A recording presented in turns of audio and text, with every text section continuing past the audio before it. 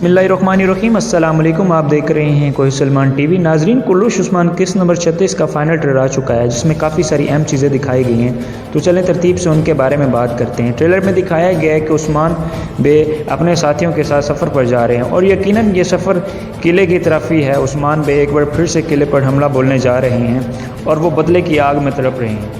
Trailer में यह भी दिखाया गया है कि उस्मान बे के साथ उनके एक नया साथी हैं। जी हाँ नाजरीन, ये वही साथी हैं जिनका किरदार बिल्कुल तुर्गत की तरह होगा और वो हमेशा उस्मान बे का साथ देंगे। ट्रेलर में ऐसा लग रहा है कि जैसे उस्मान बे बदले की आग में झूम रहे हैं। उसका मतलब यकीनी है कि वो बदला लेना चाहते हैं और वो किले पे हमला करेंगे। नाजरीन, ट्रेलर में खेमे के अंदर का सीन भी दिखाया गया है, जहां तुर्गन खातून आती हैं और उस्मान बे बताते हैं कि मैं इनसे शादी करने वाला हूँ। तो यकीनन नाजरीन, शादी तो होने वाली नहीं है, क्योंकि तुर्गन खातून को सिर्फ 10 किस्तों के लिए ही शामिल किया गया है और उस्मान बे कोई चाल चल रहे हैं सबके सामने, ताकि किसी को कानो कान खबर ना हो और वो तुर्गन खातून के ज़रिए किले पर आसानी से हमला कर सकें।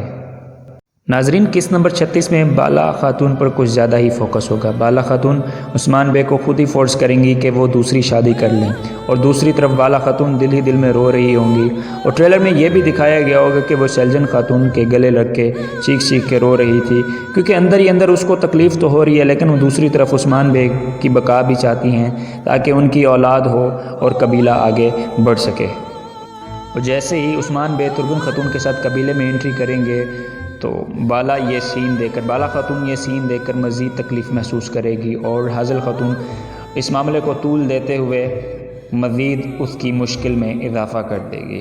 सीन में ये भी दिखाया गया है कि तुर्गन खातून उस्मान बे के साथ लड़ाई कर रही है। यकीनन इससे उस्मान बे को कोई तकलीफ़ नहीं पहुँचेगी और उस्मान बे तुर्गन खातून को इस्तेमाल करते हुए बाज़ंतीनियों के ख़िलाफ़ एक मंसूबा बनाएंगे और उनको शिकस्त देकर किले को फ़तह कर लेंगे। मिलते हैं नेक्स्ट वीडियो में, तब तक के लिए मुझे इजाज़त दीजिए। अल्लाह हाफ़िज़।